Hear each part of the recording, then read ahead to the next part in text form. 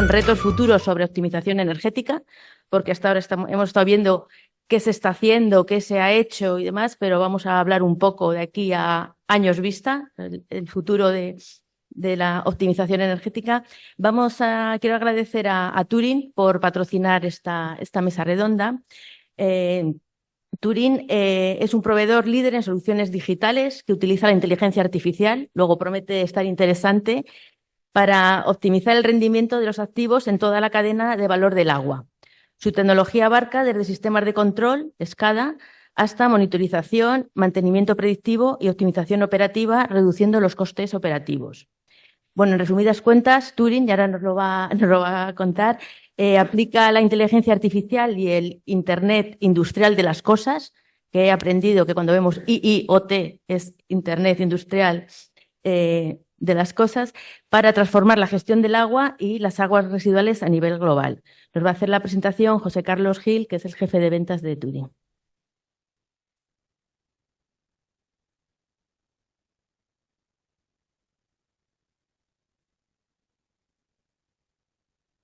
Primera oportunidad que tengo de presentar en la escuela, ¿no? Pues en este caso las soluciones digitales de la empresa Turing. Vamos a empezar con un vídeo promocional un poco corporativo y luego después pues una pequeña presentación explicando muy rápidamente en qué consisten estas soluciones. Water is the lifeblood of our world. From our homes to our industries, agriculture, and ecosystems, water sustains life and progress. But today, the systems we rely on to manage this vital resource face unprecedented challenges: climate change, urbanization, aging infrastructure, and growing demand. The future of water management doesn't have to be uncertain, thanks to TopClear.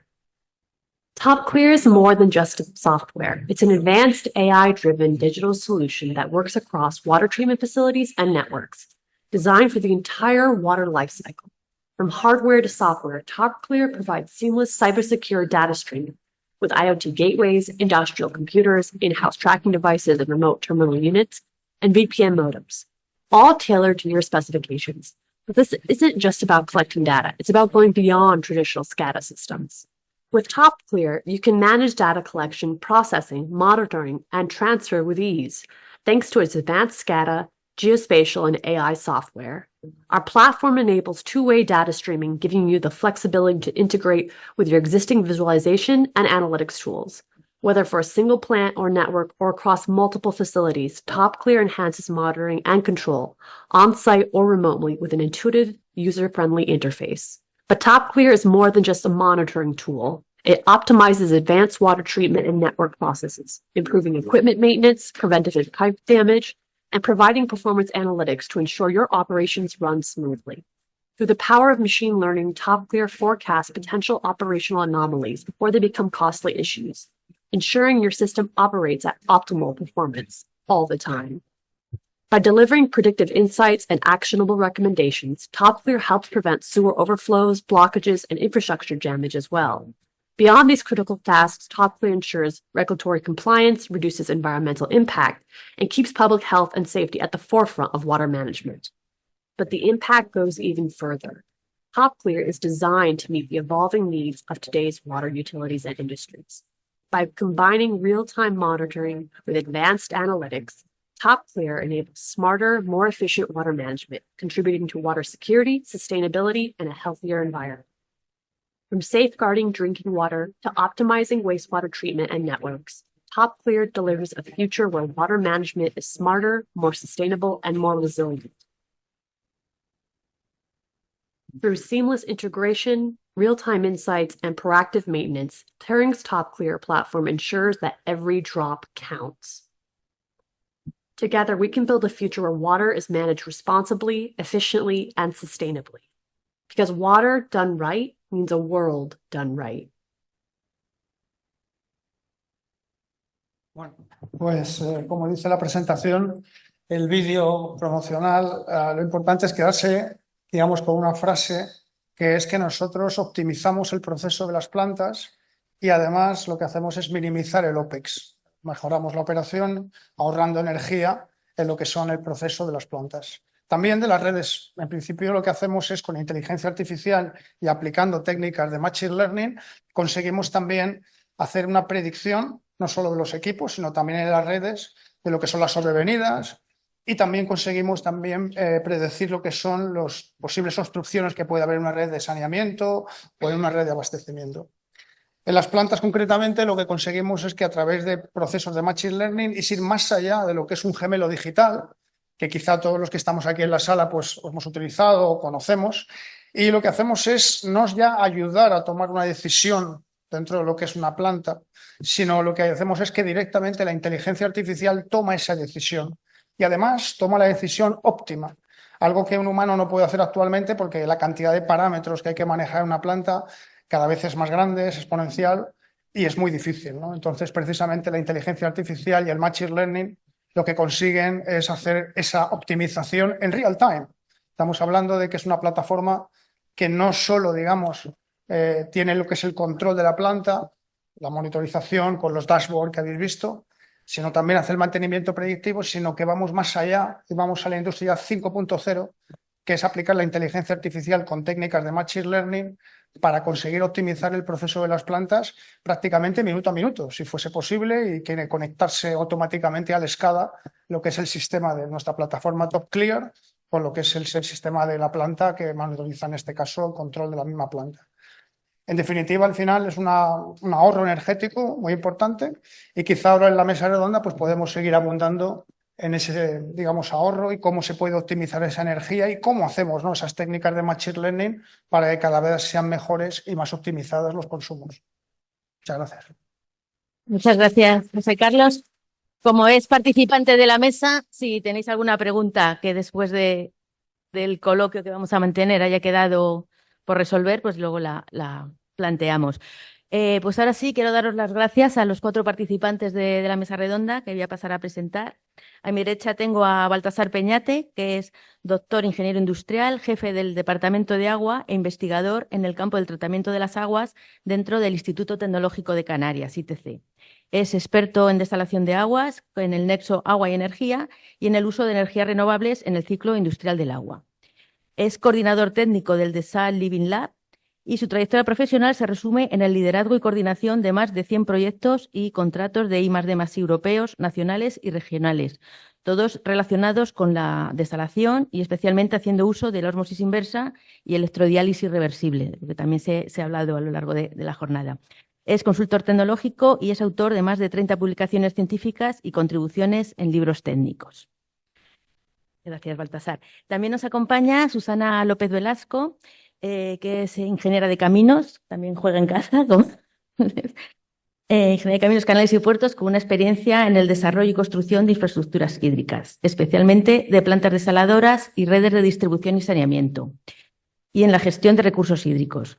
Actualmente desarrolla su actividad profesional en la Sociedad Estatal Aquamed como gerente de construcción, pero anteriormente ha ocupado otros puestos dentro de esta sociedad en el área de proyectos, en el de obras o como gerente territorial de Almería.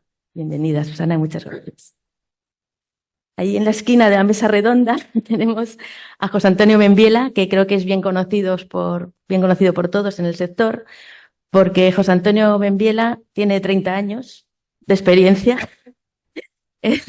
Es también ingeniero de caminos, que está en casa, con una experiencia, como decía, de 30 años en el sector del agua y proyectos industriales, con el foco específico en plantas de tratamiento de agua de mar, amoníaco, hidrógeno y biomasa, entre otros.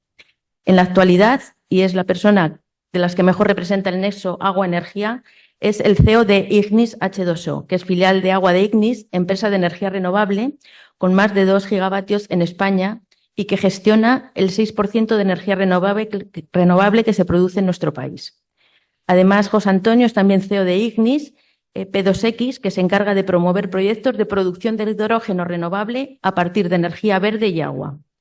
Ignis P2X desarrolla más de 18 proyectos industriales en la actualidad, con un total potencial de 3,3 gigavatios de producción de hidrógeno, que equivalen a unas 400.000 toneladas año, contribuyendo así a la descarbonización de la industria y a la sostenibilidad del sistema energético español. Gracias, Juan Antonio. Y José Carlos Gil, como sabéis, es el jefe de ventas de Turing. También es ingeniero de caminos, otro que juega en casa. Son mayoría, Baltasar, aquí los camineros. Con más de 22 años de experiencia en el sector del agua y desde 2023 ocupa el cargo, como decía, de director de ventas para Europa en Turing. A lo largo de su carrera ha acumulado una destacada trayectoria en desarrollo de negocios en el ámbito del agua, especializándose en soluciones digitales con inteligencia artificial, como nos ha comentado, e ingeniería, equipos industriales y automatización. Durante su carrera empresarial se ha especializado en desarrollo de negocios y soluciones digitales con la IA, con la inteligencia artificial, abarcando ingeniería, automatización y gestión de infraestructuras hidráulicas a nivel internacional. Su amplia experiencia le reposiciona como un referente en innovación y tecnología dentro del sector hídrico. Pues bienvenido también, José Carlos.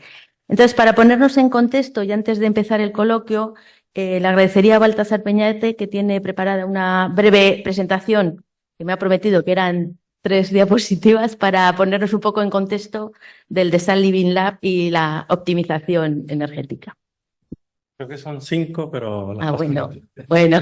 Bueno, muchísimas gracias a la asociación por la invitación, es un placer y la verdad que uno sale de aquí pensando que tenemos los deberes hechos, ¿no? Yo me llevo mucho entusiasmo de hoy, ¿no? Estamos haciendo muy bien las cosas y no partimos de cero. Bueno, entonces, hablando de retos, ¿no? Porque la mesa va, oye, ¿qué retos tenemos por delante, no? Y nosotros tenemos un reto en Canarias y es reducir la huella de carbono de las plantas desaladoras.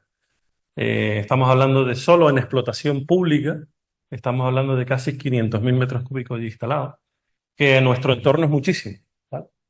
Y que hoy en día las estadísticas que manejamos estamos hablando de que solo en consumo de desalación, sin captación, sin bombeo de productos, estamos hablando de un rango entre 2,12 a 4 kilovatios hora por metro cúbico, exclusivamente con eso. Si le sumamos captación, bombeo, estamos hablando de casi una huella solo de desalación de unos 5 kilovatios hora metro cúbico. Y si le sumamos depuración, saneamiento, regeneración, la media de Canarias es 6,5 kilovatios hora metro cúbico. Entonces, este reto hay que solventarlo y nosotros pues hace 2 años empezamos a trabajar en la parte de investigación de la osmosis inversa para intentar ver realmente hasta dónde se puede llegar en nuestras condiciones atlánticas. De tal manera que empezamos un proyecto, le pusimos marca, porque nuestro objetivo era bajar de los 2 kilovatios hora metro cúbico, y empezamos a analizar todas las bondades del mercado. Los mejores equipos, las mejores combinaciones. Llegamos a hacer más de 500 proyecciones de bastidor de membrana, elementos finitos para calcular secciones de tubería, analizando y probando recuperadores de energía, bombas centrífugas. De tal manera que empezamos una carrera en la cual en diciembre de 2023 certificamos un valor de 1,861, porque los 3 decimales son importantes aquí. Cuando hilamos fino, hay que poner decimales. De tal manera que hemos probado físicamente a la escala de 2.500 metros cúbicos día que se puede desalar por debajo de 2 kilovatios hora metro cúbico y que estamos por encima de las proyecciones, ligeramente. Estamos hablando que en proyecciones nosotros obteníamos valores de 1,849 kilovatios hora metro cúbico y en la realidad, certificando valores, estamos 1,86. Pero si nos fuéramos a condiciones, porque esto es condiciones boro por debajo de 1 miligramo litro, si nos fuéramos a condiciones actuales con la normativa española de abastecimiento, yéndonos a boro por encima de 1, podríamos estar, ahí no se ve bien, pero ahí pone 1,78 kilovatios hora metro cúbico. Estamos hablando de un rendimiento en bombeo de alta presión que roza el 83%, una mezcla después del recuperador de energía del 1%. Yo creo que es un hito histórico hablar de una mezcla de solo un 1%. Y estamos hablando de aguas de 38 gramos litro, que son las aguas en las que nosotros hemos probado esta experimentación, ligeramente superiores a las aguas que tenemos nosotros oceánicas, que están en torno a 36 gramos litro.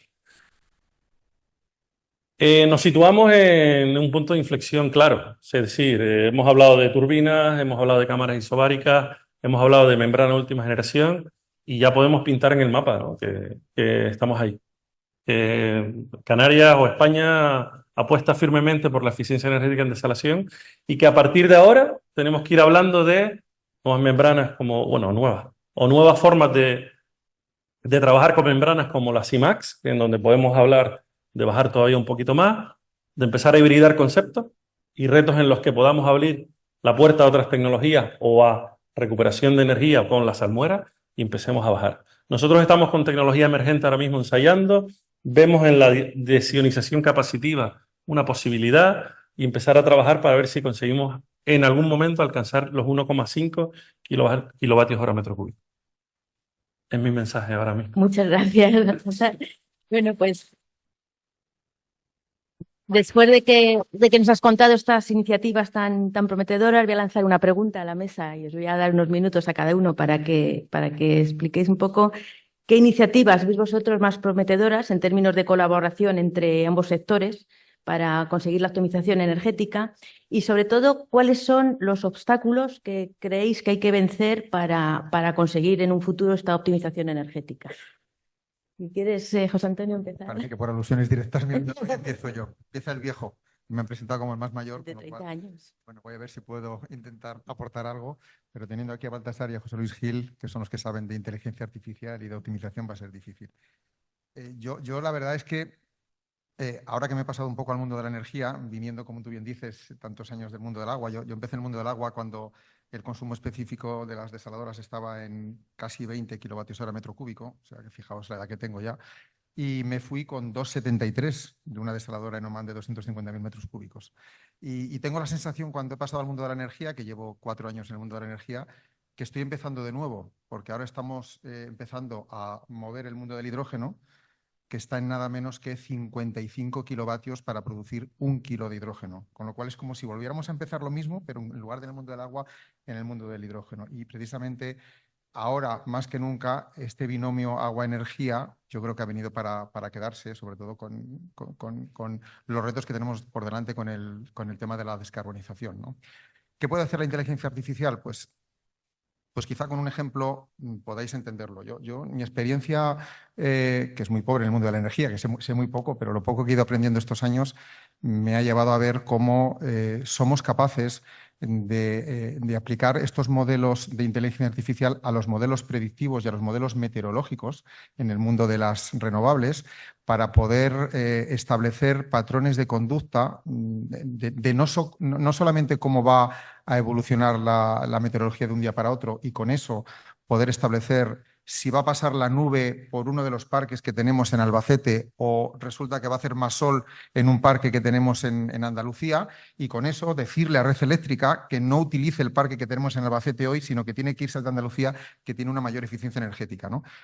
Eso hace unos años era absolutamente impensable, ¿no? Nadie se le ocurría poder ligar una cosa con otra. Y hoy solamente lo podemos hacer precisamente con este tipo de herramientas, ¿no? Es un ejemplo muy claro que en el mundo de la energía, cómo aplicamos el machine learning a poder optimizar qué potencia le decimos a Red Eléctrica que tenemos disponible cada día, porque nosotros recibimos una señal cada 4 segundos de Red Eléctrica y tenemos que devolverle una potencia capaz de poder ser puesta en el mercado, ¿no? Yo creo que en el agua puede ocurrir algo parecido en cuanto a los retos. En el agua tenemos GIS, tenemos gemelos digitales. Los primeros GIS eran bastante pobres, los de ahora yo creo que ya llevan incorporadas bases de datos donde podemos de alguna forma punto a punto en cada uno de los puntos de bombeo, en cada una de las válvulas, poder establecer dónde están las pérdidas de la red, dónde podemos evaluar cuáles son los mayores consumos, cómo podemos optimizar mejor esa red, cómo podemos con esa inteligencia artificial establecer los mantenimientos predictivos de los equipos de la gestión del agua, con lo cual aplicando un poco esa homologación yo diría que es perfectamente posible dar un salto cualitativo en el mundo del agua con la inteligencia artificial. Es verdad que el mundo del agua, a diferencia del mundo de la energía, está mucho más sometido a instalaciones mecánicas. Quizá tenga una cierta obsolescencia porque estamos hablando de tuberías, bombas, que es más mecánico que el mundo de la energía, que está más electrificado, ¿no? Valga la redundancia. Pero yo tengo la sensación de que poco a poco esta aportación de la electrónica aplicada al mundo de la mecánica del agua va a ir creciendo y va a hacer que los costes de operación de nuestras plantas desaladoras por la optimización de las energías renovables asociadas pero también por la propia gestión que los gemelos digitales y las bases de datos que incorporan puedan aportarle, van a redundar sin duda en una reducción de los costes de explotación, probablemente en una reducción también un poco más allá de los consumos específicos, porque Baltasar está hablando de una reducción tremendamente importante que seguramente tendrá un componente mucho más hidráulico, ¿no? o termodinámico, pero desde luego la inteligencia artificial también está ahí para poder dar un pequeño salto cualitativo en la optimización de la apertura y cierre de los diferentes mecanismos que forman parte de la ósmosis inversa. O sea que, y obstáculos hay muchos. También tenemos una falta de formación específica, diría yo, en el sector. Falta formar a gente que pueda pasar del estar apretando tornillos a ayudarse de alguien que estando en otro sitio y entendiendo qué es lo que hay que tocar y cómo hay que manejarlo, pues pueda de alguna forma adaptarse a esta nueva cultura de llevar un iPad en el mono de trabajo y el casco e ir directamente al punto concreto donde se localiza la avería sin tener que estar perdiendo el tiempo en ir viendo paso a paso dónde se producen esos fallos. Y en cuanto a los obstáculos también yo diría que la legislación en algunos momentos es algo rígida. Lo es en el mundo de la energía, pero quizá menos. Pero en el mundo del agua, que es un mundo quizá más público que el de la energía, que tiene un componente privado muy importante, yo creo que la planificación hidrológica o el estar demasiado sometido quizá a este tipo de concursos públicos que son absolutamente necesarios, pero que de alguna forma llevan sus tiempos, eso podría ser una barrera que si no se planifica con tiempo, pues a lo mejor podría retrasar un poco la incorporación de la inteligencia artificial en el mundo del agua. Creo que las administraciones públicas están poniendo todo su empeño en que esto cambie, pero quizá podría ser uno de los obstáculos que tiene el mundo del agua y que no tiene tanto el mundo de la energía. Muy bien, Susana, pues si quieres comentarnos qué obstáculos ves o cómo... Primero, buenas tardes. Agradeceros invitar a Aquamed. Disculpad la ausencia de mi compañero Jaime de Miguel, que debía estar aquí en mi lugar, pero que por un tema personal no ha podido estar. Y bueno, cogiendo un poco lo que has comentado de las administraciones públicas, es verdad que vamos un poco retrasados en todo este reto de implementar la digitalización en nuestras infraestructuras. En Aquamed estamos apostando por ello. Y con motivo de los fondos europeos estamos ampliando todas nuestras desaladoras. Supongo que de esto hablaremos también un poco después en alguna de las otras cuestiones.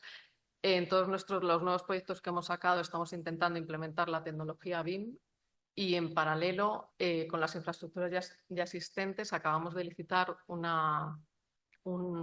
nuevo GEMAO corporativo con el que pretendemos homogeneizar los procesos en las 12 plantas desaladoras que operamos y mantenemos. Entonces, sí que creemos que aquí la inteligencia artificial nos puede ayudar con todo el análisis de datos a establecer con las experiencias de unas y otras plantas desaladoras que tenemos distintos equipos, distintos explotadores, ayudarnos a hacer un estudio global y a poder, a base con todo, o sea, creo que vamos a poder ser capaces de generar un montón de datos y gracias a la inteligencia artificial vamos a poder implementar mejoras que nos ayuden a reducir o a mejorar la eficiencia energética. Muy bien. Seguro que con lo rápido que está avanzando la inteligencia artificial, desde que empecéis a planificar la ampliación hasta que se haga, habrá muchos más avances. Y saben que Sí. nuestras licitaciones y nuestros procesos son lentos, pero bueno, esperamos llegar. Gracias. Baltasar, continuando un poco el hilo de la inteligencia artificial y con la experiencia que tenéis en Canarias y en general en Canarias y en particular en el ITC, que ya son años investigando y desarrollando estos sistemas y sobre todo basados en la eficiencia energética, ¿cómo ves tú estas nuevas tecnologías o el empleo de la inteligencia artificial puede ayudarnos a optimizar esto? Pues mira, es cierto que con la predicción meteorológica, ¿no? Nosotros en Canarias hay mucha parte de renovables que se trabaja ya con predicción meteorológica de cara a que es red eléctrica y el distribuidor pues tenga herramientas de toma de decisiones para trabajar en las centrales. Y yo creo que es clave que la inteligencia artificial entre en para mí, dos temas súper importantes. Uno es la eficiencia de las redes hidráulicas, el manejar muchísimos datos para poder tomar decisiones de cara a aumentar los rendimientos hidráulicos. Y por otro lado, a intentar apoyar la la complementación con el operario ideal. Yo creo que todos los que hemos estado aquí en planta siempre hemos pensado que un cierto operario no se coja una baja o no se vaya o no se jubile, ¿no? Entonces la inteligencia artificial tiene que apoyar una toma de decisiones complementado con los operarios para poder predecir y de alguna forma optimizar y reducir costes. Y para mí otro tema importante yo creo que tiene que ver con intentar facilitar todo el manejo de datos que tenemos hoy en día. Se maneja muchísima información, hay aspectos incluso de ciberseguridad que tenemos que tener controlados y el que tengamos una herramienta que facilite el que podamos analizar toda esa información y realmente demos pasos muy seguros con distintos criterios técnicos, económicos, ambientales y podamos tomar pasos con una herramienta que nos apoye. José Carlos, el experto en inteligencia artificial, como vemos, es el futuro para optimizar energéticamente las plantas. ¿Qué obstáculos o qué barreras estáis viendo para la implementación de la inteligencia artificial? Bueno, la inteligencia artificial ya no es una cosa del futuro, realmente es presente, realmente lo estamos aplicando y incluso pues la industria 5.0 pues ya está aquí, ¿no? Como decía Baltasar, ya no es solo que te ayude a tomar la decisión, sino que es que la inteligencia artificial va a tomar las decisiones y pues, evidentemente va a haber un equipo humano que va a supervisar y va a ver que efectivamente aquello está funcionando correctamente.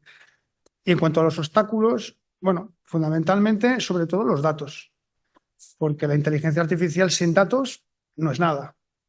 Entonces necesitamos unos datos de calidad. Como dicen los americanos, garbage in, garbage out. Entonces necesitamos unos datos muy buenos y precisamente lo que nosotros hacemos es, lo primero, hacer un data cleaning, que llamamos, que es limpiar todos esos datos y hacer una estructuración de esos datos. Cuando tenemos eso ya estructurados, cuando se puede validar el modelo en real time, con los mismos parámetros de operación de la planta, y entonces cuando se pueden enviar los set points o los puntos de ajuste a la planta. Entonces, en definitiva, uno de los mayores obstáculos es precisamente tener ese histórico de datos y tener unos datos fiables de las plantas que estamos en ese caso modelizando. Luego, además, está el problema de que efectivamente tiene que haber operadores que sean capaces de poder, en el sistema, digamos, que estamos enviándoles, trabajando en semiautomático en este caso, en hacer exactamente lo que se le está diciendo, porque muchas veces pues hay errores humanos, etcétera. Por eso muchas veces es mejor trabajar en automático directamente que no en semiautomático. Y esa problemática, pues evidentemente no es un problema de la inteligencia artificial, es un problema más bien de aplicación de lo que evidentemente estamos enviando a la planta. En definitiva, los problemas de la inteligencia artificial son más bien de asimilar esa tecnología y de poder, digamos, tener unos datos que hasta ahora pues no se han estado cuidando como tal. Quizá la sensorización de las plantas también es otro problema que muchas veces también tenemos que sensorizar porque no hay suficiente sensorización. Incluso en plantas muy grandes, ¿no? Que nos hemos encontrado que no es en plantas pequeñas, ¿no? Entonces ahí ese es el gran problema que la inteligencia artificial se está encontrando para poder desarrollarse plenamente, ¿no? Y en definitiva, yo creo que sobre todo lo que es el entrenamiento del personal también, ¿no? Porque al final no es ya que nosotros seamos unos operadores de software que estamos dando datos a la planta, etcétera, sino que precisamente lo que se trata es de que sean de operadores que trabajan con operadores. Ese también es otro reto, porque hay muchas empresas que trabajan con data scientists, con gente que trabaja con software y le da simplemente datos a la planta para que los ajusten, pero realmente no son capaces de interpretarlos porque no son operadores tampoco. Entonces, al final, lo que es importante es que el que manda los datos también sea un operador, para ver que lo que está mandando tiene sentido y si hay algo que le llega de feedback de la planta que no tiene sentido, sea capaz de decir al operador, oye, hay algo que te está fallando, ese sensor no está dando un buen dato. O a lo mejor, por ejemplo, este detalle que nos estás enviando de la planta no está funcionando correctamente. Eso es una cosa que también diferencia, en este caso a mi empresa Turing, que somos operadores que trabajamos para operadores. Y esos son los obstáculos principales. Esos tres yo creo que son los que fundamentalmente son los que hay que tratar de evitar en el futuro. De ahí coincido, como decías, en una buena formación de los operadores para saber discernir cuáles son los datos que realmente influyen, ¿no? en la operación. José Antonio, vamos a entrar un poco en el campo del hidrógeno y otros combustibles sostenibles. Ahora que estás trabajando, ¿no? en este campo, ya llevas unos años, ¿tú qué rol crees que van a jugar estos combustibles sostenibles en la optimización energética del ciclo del agua? La pregunta del millón, ¿eh? Esa es complicada. Bueno, vamos a ver. Antes de intentar contestar a eso, tenemos que pensar un poco en cómo está de evolucionado el hidrógeno a día de hoy. Yo voy a intentar ser muy transparente, Sí. aunque ahora mismo como de eso, ¿eh? O sea, que tengo que ser positivo, pero hay que ser conscientes de que el hidrógeno hoy es caro, es muy caro. ¿Por qué el hidrógeno es caro? Pues fundamentalmente porque el 70% del coste de la producción del hidrógeno depende de la energía eléctrica. Y como consumimos 55 kilovatios por kilo de hidrógeno, pues ya podemos entender que o vamos a unas energías renovables donde aprovechemos los excedentes que no podemos vender al mercado para poder aplicarlos en producir hidrógeno, o realmente va a ser muy difícil poder bajar el hidrógeno a día de hoy. Hoy estamos manejando valores del hidrógeno del orden de, yo diría que fijaos en la horquilla, entre 6 y 12 euros por kilo, dependiendo de cómo el componente de energía renovable pueda participar en el precio del hidrógeno. Y esto es algo que la industria no puede soportar a día de hoy por sí sola. Necesita inexorablemente, en primer lugar, poder aprovechar mejor esos excedentes. Las compañías energéticas podemos ofrecerles de forma parcial esa solución, podemos ofrecerles, a cambio de que nos compren hidrógeno, poder jugar con los excedentes de la energía para poder producir hidrógeno y que nosotros nos quedemos con la parte o el momento del día en el que la energía sea más cara para poder vendérsela al mercado, y con ese balance de la parte que va al electrolizador versus la parte que va al mercado, poder intentar acercarnos un poco más a los 5 euros por kilo a día de hoy. Con eso, la industria empieza a pensarse el poder descarbonizarse. Digo empieza a pensarse, pero realmente esto está impuesto, o sea, esto ha venido para quedarse, ¿no? Aquí tenemos a la Unión Europea, que es la primera que ha abanderado lo de la descarbonización, y nos guste o no, podremos estar hablando de 5 años arriba o 5 años abajo, pero en el 2040 aquí no se puede consumir o no se puede emitir ni 1 gramo de CO2 a la atmósfera. Con lo cual tenemos de aquí al 2040, o tienen las industrias de aquí al 2040, ese periodo para descarbonizarse. Y cuando hablo de industrias, hablo de las industrias que fabrican membranas, que fabrican bombas, o sea, que tiene mucho que ver con el sector del agua, ¿no? Pero hemos iniciado un camino que no tiene retorno, es decir, todos estamos convencidos de que el hidrógeno o sus derivados, el metanol, el amoníaco, pero el hidrógeno como punto de partida va a ser el sustitutivo y el que va a permitir descarbonizar la industria. Y por lo tanto, yo creo que esto es un poco parecido a lo que ha pasado, lo que ha pasado un poco con nuestra empresa. Va a pasar, en mi opinión, con el mundo del agua. Yo os lo transmito un poco en un ejemplo, ¿no? Nosotros cuando empezamos, pues empezamos porque empezamos a ver que las placas fotovoltaicas empezaban a bajar de precio de forma sustancial, allá por el 2014, 2015, más o menos, ¿no? Y entonces empezamos a meternos en el mundo de la energía porque teníamos la capacidad de poder acceder y meternos en una subestación y poder desarrollar proyectos para vender energía en el mercado. Bueno, esa energía renovable hoy tiene mucha aplicación en el sector del agua. Aquamed ha sido uno de los principales impulsores en poder asociar energía renovable a sus plantas desaladoras como forma de poder optimizar el consumo específico de la energía. Ha venido como consecuencia de una rebaja en los costes energéticos, ¿no? Luego llegamos a los años 2000, 2020, 2021, donde ocurre un poco lo contrario. Es decir, el favor que la energía le ha ido haciendo al agua, prestando la energía renovable barata, se lo está devolviendo el agua a la energía con el almacenamiento. Aquí podemos discutir mucho de células de combustible, que son tremendamente interesantes, baterías de litio, pero la mejor batería que existe en el mundo es la del agua. Es decir, es tener una presa con un buen salto y una turbina reversible. Esa es la mejor batería que hay para que además podamos bombear en los momentos en los que tengamos excedentes de energía. Lo que ocurre es que no todos tenemos el acceso a este tipo de concesiones. Lo tienen las grandes industrias energéticas, los Endesa, Naturgy, porque invirtieron en su día en hacer presas, no nos engañemos, ¿no? Y lógicamente tienen concesiones a largo plazo, pero el agua le está devolviendo el favor a la energía, intentando meterlo en el mix energético, y nosotros hoy día solo podemos jugar con almacenamiento en gran medida, y estoy siendo un poco teniendo una visión macro, que me perdonen los que tienen proyectos más pequeños de pilas de combustible y demás, que por supuesto que son tremendamente eficientes, pero en general, en líneas generales, aquellos que almacenan energía son los que se pueden hacer en forma hidráulica, ¿no? Y luego llegamos a la simbiosis perfecta entre el agua y la energía, que es el hidrógeno, donde ambos nos ayudamos para intentar tener un producto barato que hoy no tenemos, pero que seguramente servirá para que el día de mañana la industria pueda ser sostenible, para que nos olvidemos de todo aquello de que las desaladoras contaminan porque venían de unos ciclos combinados que quemaban gas. Bueno, pues yo creo que con el hidrógeno vamos a ser capaces de decirle a aquellos que decían eso que se les ha acabado ya la historia y que a partir de ahora, como no va a haber emisiones de CO2 a la atmósfera, pues tendremos que hacer toda la industria con el mundo del hidrógeno. Con lo cual, aquí sería una simbiosis perfecta entre el agua y la energía y la última fase, que es agua y energía para producir hidrógeno. Esta es la que va a durar en el tiempo. Lo que pasa es que tenemos que trabajar todos para poder rebajar esos 55 kilovatios hora, como los 20 que teníamos en la desalación, a 2,7 o a 1, pues en este caso a menos de 10, para que esto empiece a ser competitivo.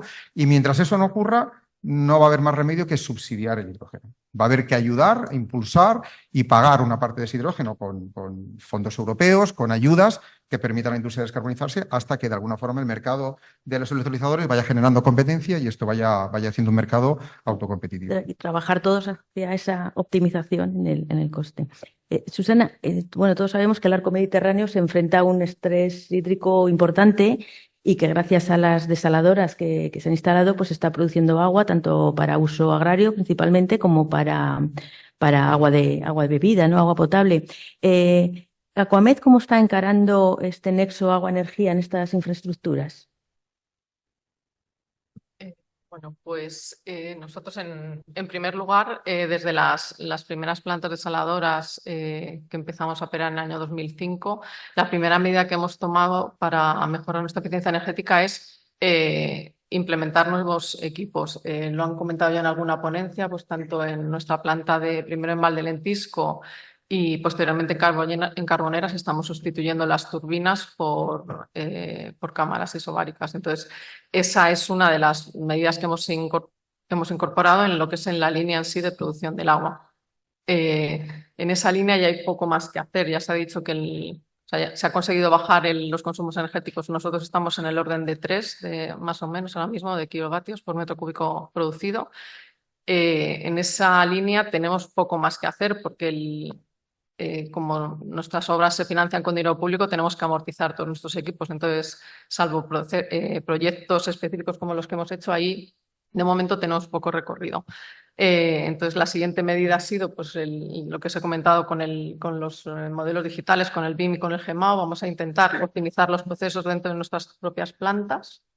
Y la tercera medida que hemos tomado es, también al hilo de las subvenciones de los fondos europeos, implementar en 6 de nuestras plantas desaladoras y en el bombeo en el Cucarme Alopó proyectos fotovoltaicos. Actualmente estamos solamente en fase de anteproyecto y bueno, nuestro objetivo es licitar el año que viene proyectos y obras para implementar 100 gigas aproximadamente, o sea, plantas entre 25 y 80 asociadas a las distintas desaladoras. Nuestro objetivo es conseguir un 35%, que un 35% de la demanda energética de nuestras plantas se cubra con las plantas fotovoltaicas. Como nuestras plantas desaladoras funcionan normalmente, bueno, varias de ellas funcionan al 100%, bueno, pues hay que ver un poco cómo tenemos que buscar la manera de realmente aprovechar al 100% la energía que produzcamos en las plantas fotovoltaicas, pero no estamos de momento. Y otra cosa, lo que sí que hacemos es que en nuestros contratos somos unos grandes consumidores de energía eléctrica, consumimos más de 1.000 gigavatios al año en todas las plantas. Y con nuestros contratos de energía lo que sí que hacemos es pedir a nuestros proveedores que nos certifiquen que el 100% de la energía es energía renovable. Entonces, eso es lo que estamos haciendo. Baltasar, como nos has comentado en el ITC, si se están implementando, se están investigando, desarrollando las últimas mejoras e innovaciones tecnológicas para estos consumos que nos has comentado, por debajo del 1,8 kilovatios hora por metro cúbico, un poquito más arriba, todo llegará. ¿Cómo ves tú el empleo de o la evolución de las energías renovables para optimizar aún más estos consumos? Mira, en Canarias hay ejemplos de desaladoras que aproximadamente trabajan casi el 70% del tiempo exclusivamente con renovables. Tenemos un régimen de eólico importante, ¿no? y hay que explotarlo. Y ha habido pues un esfuerzo de lo privado en intentar optimizar con diseños, es decir, incrementando capacidad de producción a la vez que montas un parque eólico, intentar generar agua solo cuando hay energía eólica. De tal manera que podamos casi yo creo que podemos encontrar algún ejemplo que solo funciona cuando tenemos energía eólica y almacenar agua, ¿no? Porque al final el agua, ya lo comentaba, es un almacenamiento ideal. Hay otro concepto que es la pequeña escala, la descentralización. Cuanto más pequeño podamos trabajar, la aplicación de renovables se hace más sencillo. Tenemos conceptos de desalación 100% aislados de red, en donde trabajamos a escalas de hasta 500 metros cúbicos día, 1000 metros cúbicos día, trabajando 8 horas al día, conceptos súper bien optimizados y con una inversión que no es muy grande, exportando conocimiento a África, donde hay un mercado importantísimo ahí. Y también empezamos ahora a ver conceptos en donde las energías renovables, sobre todo la solar, la incorporamos directamente a los variadores de velocidad. De tal manera que aprovechamos o disminuimos las pérdidas intentando hacer la inversión de energía de corriente continua a corriente alterna. De tal manera que podemos hablar de instalaciones que solo con energía fotovoltaica pueden ahorrar hasta un 25% de la energía anual solo con la fotovoltaica. La escala es importante. Es decir, Canarias tiene un problema y tenemos un reto, y es que no todas las soluciones de aplicación de renovables, sobre todo en depuración, tendrían sentido en Canarias. Hay que bajar la escala, hay que trabajar en conceptos de aplicación de renovables, biogás, temas de biometanización o temas de digestión anaerobia que a la escala de Canarias no funcionan. Ahí tenemos un gran reto por delante e incluso el aprovechamiento de los... Y yo creo que por poner un poco el gran reto aquí, yo creo que tenemos que trabajar en una política de usos del agua adecuada y sostenible. Es decir, podemos ahorrar energía y podemos introducir renovables si somos capaces de introducir en el mercado el agua que mejores condiciones tiene para ciertos usos. El agua regenerada es un agua extremadamente barata comparada con el agua desalada. Estamos hablando de que podemos tener agua regenerada a la mitad o un poco más incluso que agua desalada. Y tenemos que sacarle partido a eso. Tenemos que sacarle un rendimiento al agua regenerada para poder meterla en usos estratégicos como la agricultura o los usos recreativos. Y yo creo que hoy en día, si no estamos haciendo más en renovables, o es un tema de inversión o es un tema de burocracia. Se paran muchos proyectos porque los inversores se aburren, porque no sé España peninsular, pero en Canarias es que un proyecto tarda muchos años en hacerse realidad. Y entonces, claro, al final mucha tecnología, mucho avance, muchas renovables y mucho potencial, pero al final los proyectos hay que autorizarlos, es un territorio extremadamente complejo por la orografía y encima por la protección del territorio, y cada vez tenemos menos espacio. Ahora hay una línea de trabajo en Canarias que es la eólica offshore, y de hecho se va a abrir una subasta a intentar que con eólica offshore podamos ir a un mix energético mucho mayor, ¿no? Y hay algunas experiencias ya caminando de intentar aprovechar energía maremotriz directamente con plantas desaladoras. Ahora en enero vamos a empezar un live que está promovido, liderado por la empresa Oceano Oasis, y vamos a intentar demostrar que es posible producir agua desalada offshore con energía maremotriz y esa agua introducirla directamente en una desaladora en tierra. O sea que bueno, por ahí está un poco los retos. Bueno. José Carlos, ¿tú cómo ves que puede ayudar la inteligencia artificial para todas las infraestructuras hídricas? Nos has comentado un poco cómo puede ayudar a optimizar en el tema de operación de plantas, pero, por ejemplo, la combinación con las energías renovables o con la distribución, ¿qué papel juega ahí la inteligencia artificial? Bueno, fundamentalmente yo creo que la inteligencia artificial, además de esta optimización que hace directamente con el proceso de la planta, evidentemente se puede aprovechar también de lo que son las energías renovables, optimizando, digamos, los consumos en los momentos en los que son valles, ¿no? O los picos que puede tener de energía, o incluso el almacenamiento que hemos estado hablando antes y que hemos visto, ¿no? Tanto en saltos, digamos, reversibles, como puede ser también en el hidrógeno, o como puede ser en baterías, ¿no? Por ejemplo. Y quizá pues hay que poner algunos números, ¿no? Porque si no queda todo como muy etéreo, ¿no? Optimizamos y tal, pero ¿dónde están los números, ¿no? Y por poner un ejemplo, ya que está aquí, por ejemplo, Aquamed o la planta de Torrevieja, que quizá, bueno, pues es la más emblemática de todas, y también aprovechando que están los compañeros de Acciona, que son las que lo operan, y bueno, SACIR, que es la que está ampliando también ahora la desaladora de Torrevieja, pues estamos hablando de que va a ser una desaladora de 360.000 metros cúbicos. Si esa desaladora, por ejemplo, le ponemos un consumo de 3 kilovatios hora, que más o menos puede ser lo que esté consumiendo actualmente, Por ejemplo, con la inteligencia artificial, con una plataforma como la nuestra, TopClear, estimando un 3%, por ejemplo, de ahorro en la planta, estaríamos hablando de que ahorraríamos cerca de 100.000 euros al mes en consumo energético. Estaríamos hablando de casi 1.200.000 euros al año en ahorro energético. El gasto de Aquamed, por ejemplo, son 124 millones en las 3 plantas más grandes que tiene, ¿no? En de Lentisco, Torrevieja y Águilas, si no me equivoco. Si aplicamos un 3% a esos 124 millones, estamos hablando de casi 4 millones de euros. 3.720.000. Estamos hablando de mucho dinero, mucho ahorro.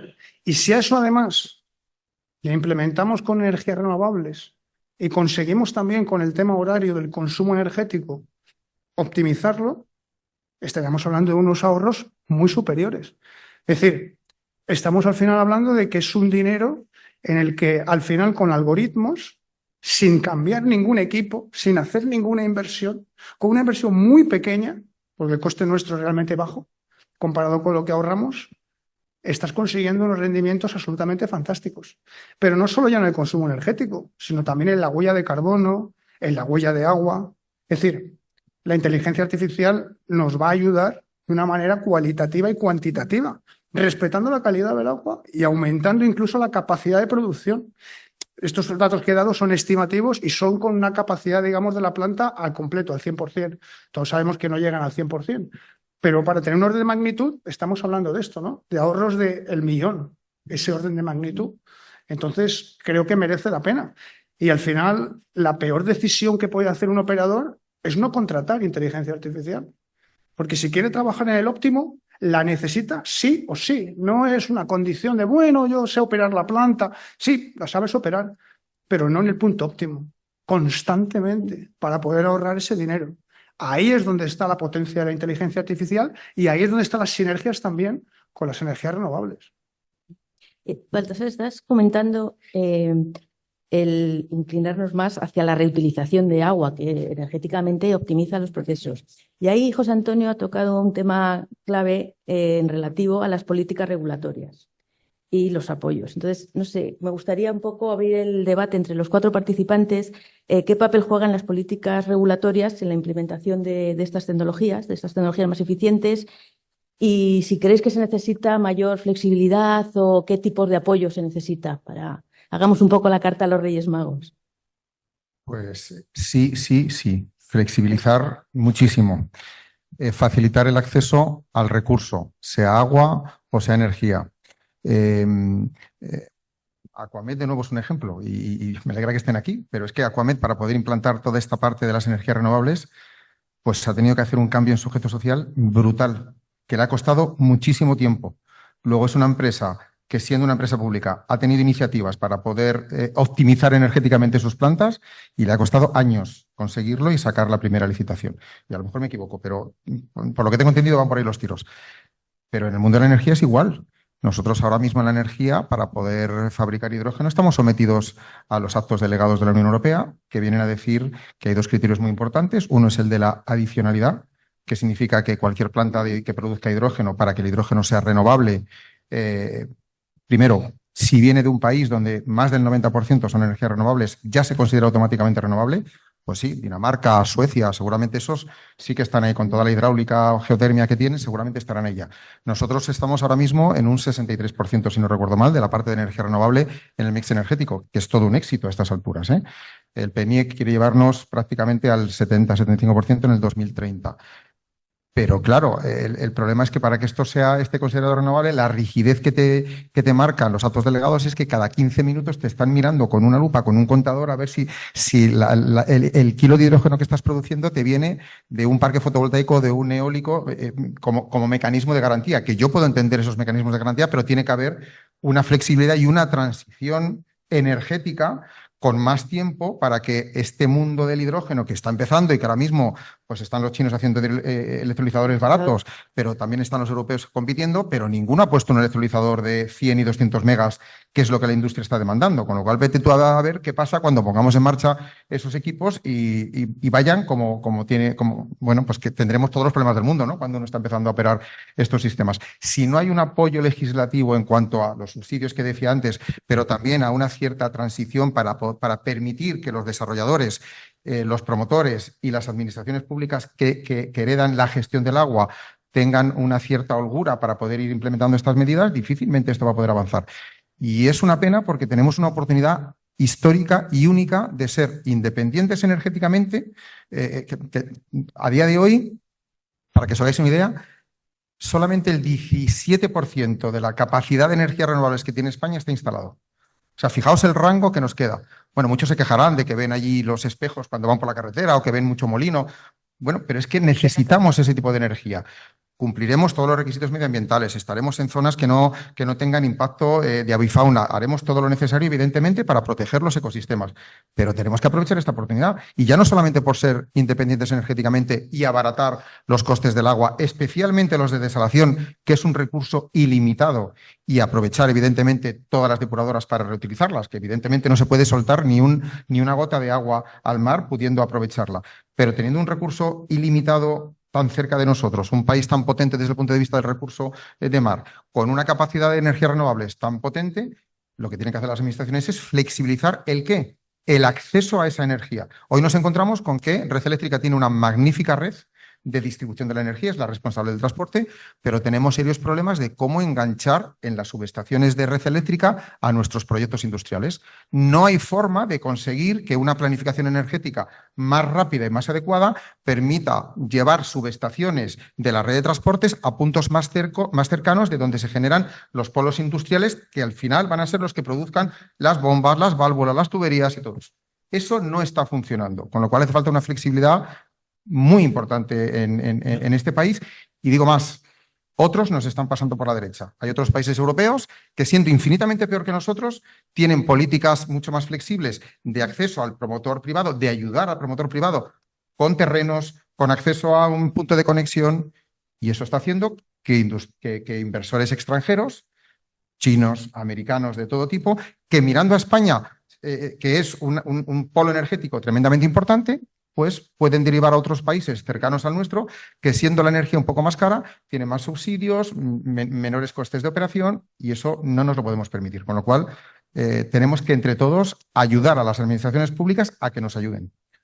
Puntualizando ahí lo que comentaba, interesante porque yo creo que también las leyes de comunidades autónomas vinculadas al cambio climático y a la transición energética tienen que ser un acelerador. O sea, tienen que promover que Nexo, Agua, Energía vayan juntos y que se hable de eficiencia energética, que se hable de introducción de renovables. Es curioso, pero en Canarias, que para mí es un tema que debería estar obligatorio, es cualquier instalación hídrica debiera estar vinculada a renovables, porque tenemos potencial para ello. Pero se queda en manos del promotor instalarla o no. Y otro tema que creo que va a servir también de trampolín, y en Canarias lo vamos a aplicar, y yo creo que es pionero a nivel internacional, y es que el gobierno de Canarias va a activar en el 2025 la obligatoriedad de tener un certificado de eficiencia energética en tratamientos del agua. Se ha hecho un etiquetado energético como si fuera un electrodoméstico o una vivienda, y con una metodología para que cada desaladora, depuradora y bombeo tenga su etiquetado. Eso permite comparar, permite saber el vecino cómo está frente a nuestra explotación, y también permite incorporar incentivos para el que esté haciendo bien las cosas pueda subir de escala. Y también promover al que no lo está haciendo bien las cosas a que va a tener mecanismos para pintarse mejor en un etiquetado de eficiencia energética. Se van a clasificar las huellas hídricas, por así decirlo. Y las huellas de carbono, porque el etiquetado incorpora tanto kilovatio hora metro cúbico como incorpora también toneladas equivalentes. Susana, desde tu experiencia como sociedad estatal, ¿qué flexibilidad crees que debería haber o qué apoyo se pueden demandar? No sé, no cabe duda, España es pionera en desalación, pero la Unión Europea no han promovido tanto la desalación porque no les ha hecho falta hasta ahora. Entonces, yo no sé si en Europa, ¿cómo crees que estamos bien vistos? Si necesitamos más apoyos. Bueno, yo creo que la desalación ha pasado afortunadamente de estar totalmente denigrada hace 15 años a estar plenamente aceptada, y además tanto la población como para su consumo como los agricultores yo creo que ya han asumido que es una fuente de recursos totalmente necesaria, y de ahí que se hayan lanzado y promovido estas ampliaciones de nuestras desaladoras. Estamos haciéndolas gracias a los fondos PRTR, lo que quiere decir que la Comunidad Económica Europea nos apoya. En ese sentido, estamos apoyados. Pero yo creo que la regulación necesitamos más flexibilidad dentro de España. O sea, nos está suponiendo, y no estoy tirando piedras contra nuestro propio tejado, pero es verdad que tramitar todos los proyectos, gestionarlos a nivel medioambiental, resolver todas las trabas, los permisos, nos está llevando mucho tiempo. Ralentizando Sí, mucho. entonces, al final tenemos complicado bueno, pues cumplir ese objetivo tan ambicioso de que esté todo en marcha a mediados del año 2026. Pero yo creo que sí que estamos apoyados. El problema es que existe tanta regulación y antes he hablado que el mercado de la energía es un mercado libre, pero yo también creo que aunque sea libre, si no está regulado, al menos está muy politizado y el mercado del agua está sometido a las concesiones, con lo cual tampoco creo que haya que liberalizarlo, ¿no? Totalmente, pero a lo mejor es verdad que el mundo en sí de la desalación, como estamos limitados a las concesiones que conceden las confederaciones, pues es complicado agilizarlo y que esto funcione de una manera rápida, ¿no? y efectiva.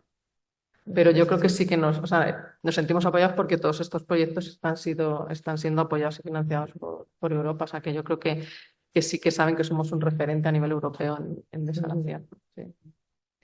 José Carlos, tu carta a los Reyes Magos en cuanto a qué apoyos o qué flexibilidad pedirías para conseguir esta optimización energética y sobre todo desde el punto de vista de la aplicación de la inteligencia artificial.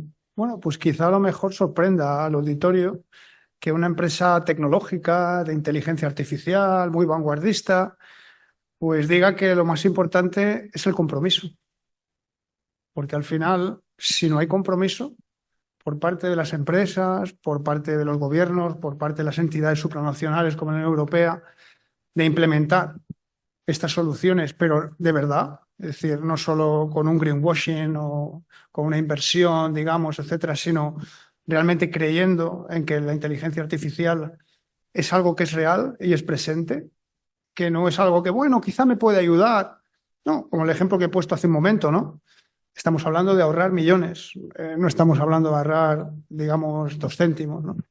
Entonces, pues las empresas, fundamentalmente, tanto públicas como privadas, tienen que comprometerse con la inteligencia artificial. Ese es el gran reto y esa sería mi carta a los Reyes Magos, que las empresas de verdad apuesten. Y bueno, ahora tenemos el PERTE, por ejemplo, de digitalización del ciclo integral del agua, que creo que está dando un impulso y que la mayoría de las empresas públicas, incluso las joint ventures con las empresas privadas, tienen dinero para invertir en estos procesos. Entonces, bueno, ya no es una cuestión de que falte dinero, ¿no? Es una cuestión de compromiso, como decía. Como dicen los ingleses, ¿no? El commitment, ¿no? Al final es lo más importante. Muchas gracias. Bueno, como nos quedan 10 minutillos para terminar y antes de pedir una conclusión final a cada participante, quiero comentar con el público si hay alguna pregunta que queráis lanzar a cualquier participante. Estamos ya todos un poco cansados, ¿no? Es un poco tarde. Bueno, pues os pediría una frase un poco de cierre a cada uno de cuál es el principal reto futuro sobre la optimización energética. Un poco una frase de cierre que resuma todo lo que hemos Yo no puedo estado. hablar con una frase solo, lo siento. No he nacido Bueno, así. como no hay preguntas, puedes hacer dos. Bueno. Sí, ¿no? Gracias, Susana. Bueno, a ver, yo creo que es un reto apasionante. Yo creo que hay estamos condenados a utilizarnos ambos, el agua y la energía. Como decía antes, uno empezó haciéndole el favor al otro, el otro se lo devolvió y ahora estamos juntos. Yo creo que nos hemos ido queriendo y ahora vamos juntos en esto. El agua y la energía son los motores que dinamizan el mundo. El agua lo ha sido siempre. Cuando llegó la energía generó todo el desarrollo industrial y eso lo han hecho por separados durante los 2 últimos siglos. Y ahora tienen la oportunidad de hacerlo juntos. ¿Qué puede salir de ahí? Todo bueno. Con lo cual, el reto está ahí. las administraciones públicas, que siempre las criticamos y en el fondo tienen que ser criticadas para que mejoren, también hay que reconocer que han establecido los mecanismos para que esto tenga lugar. Están estableciendo un poco las reglas del juego, nos gustarán más o menos, seguramente más bien menos que más, pero si no las hubiera, esto sería un caos, con lo cual también hay que entender que existen para seguirlas, como las leyes de alguna manera, ¿no? Entonces tenemos que intentar, entre todos, ayudar a que esas reglamentaciones sean flexibles, sean rápidas. No es normal que un permiso de un parque fotovoltaico, o ya no digo de una depuradora porque está regulado y es la administración pública, ¿no? Pero de un parque fotovoltaico, pues tarde casi 4 años. Cuando la tramitación de un electrolizador en un sitio concreto, pues tarde seguramente 8 meses o un año. No tiene ningún sentido eso. Y aprovechando un poco que está ahí José Carlos, fijaos, yo creo que esta parte de las tramitaciones, en lugar de depender tanto de recursos humanos, podrían ser perfectamente automatizables. ¿Por qué no vamos a ser capaces de establecer unos formularios tipo perfectamente definidos, donde hayamos mapeado en qué zona se puede construir qué perfectamente definido y que tú con tu proyecto y tus ganas de invertir no puedas entrar a un sistema de inteligencia artificial, que por cierto, José Carlos, hoy he escuchado que había inteligencia artificial buena e inteligencia artificial mala, porque había un proyecto en Australia Como todo. que la propia inteligencia artificial había ido en contra de la planificación que había hecho el tío que le había metido los datos ahí.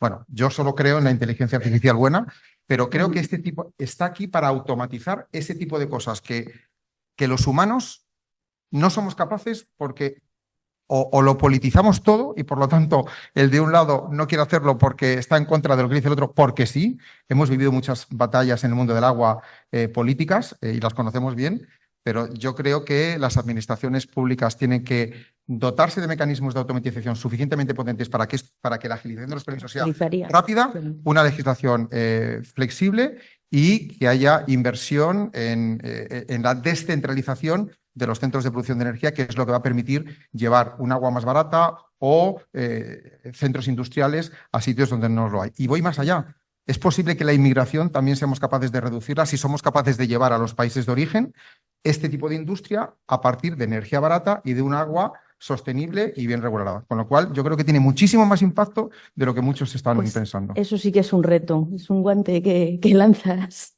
Interesante. O sea, tenía razón, José Antonio, que en una frase no iba a ser. Bueno, yo me lo voy a llevar a mi terreno personal y yo lo resumiría con ilusión. En Aquamed, después de 10 años en los que nos hemos dedicado exclusivamente a la operación y mantenimiento de nuestras desaladoras, pues hemos podido pasar a otra fase y estamos, aunque como ha dicho él, vamos a tardar 2, 3 o 4 años en terminar nuestros proyectos. Yo creo que dentro de muy poco casi todos nuestros proyectos van a estar ya en mi terreno, en el área de la construcción, y vamos a poder implementar todas estas nuevas medidas y nuevos procesos, pues, lo que ha dicho la inteligencia artificial, las nuevas membranas en todas nuestras desaladoras, y vamos a poder palpar de manera fehaciente que realmente somos capaces de conexionar los dos mundos, la energía y el agua, y de ir adelante a conseguir una mejor y una mayor eficiencia. Bien, complicada la conclusión esta. El nexo, en Canarias decimos el binomio. Yo llevo escuchando 30 años, 40 años en Canarias el binomio agua-energía. El Hierro es un ejemplo, ¿no? No sé si conocen la isla del Hierro, les invito a verla, pero el Hierro es la primera isla 100% renovable del mundo. El ciclo del agua en el Hierro es 100% renovable. Son 7.000 habitantes, obviamente, se puede trabajar a esa escala. Y la huella de carbono del Hierro como isla es 0,12 toneladas equivalentes año. Comparado con otros entornos industrializados, podemos estar hablando de 1,5. Entonces, yo creo que el nexo está ahí, es una realidad, está presente en todos los ejemplos que hoy hemos visto aquí, ¿no? Requiere esfuerzo, requiere compromiso, requiere ilusión y requiere sobre todo ganas de seguir caminando, ¿no? Tenemos todo, la tecnología está ahí, está disponible. Tenemos un nivel de desarrollo industrial súper potente y necesitamos ahora que la parte humana haga su trabajo y aplicar todo lo que sabemos en mejorar cada vez que el binomio esté cada vez más cerca. Genial. José Carlos. Bueno, como ya nos queremos ir todos, yo voy a ser Te muy iba a decir breve. una frase, porque a ti también te conozco. Yo solo digo que lo más importante es la eficiencia y la sostenibilidad con ayuda de la inteligencia artificial y con ese compromiso, ¿no? Y ya para acabar, pues me gustaría decir una frase de Arthur Schopenhauer, que él decía, ¿no?, que el mundo era una voluntad y una representación. Yo le daría la vuelta y diría que es la voluntad como representación del mundo, esa voluntad de querer aplicar y de querer ser eficientes y sostenibles. Pues muy bien. Nada más me queda agradeceros a los 4 participantes vuestra asistencia. Disculpar que nos hemos demorado un poco, hemos ido acumulando retrasos, pero creo que ha merecido la pena, que ha sido una mesa muy interesante y muchas gracias, de verdad, de la asociación. Os agradecemos mucho vuestra participación.